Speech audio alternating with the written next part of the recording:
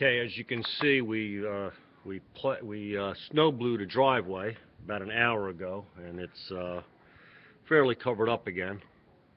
That's about 300 feet up to the road right there, and then I have a wraparound that goes around the back of the house, and I'll walk through the house now, and we'll see the back door.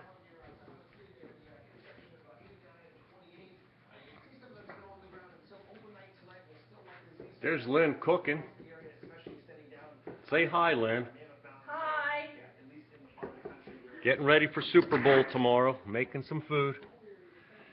This is the back deck, and there is what you can see of the yard. I'm not going out because I've been out for 4 hours. Have a good day.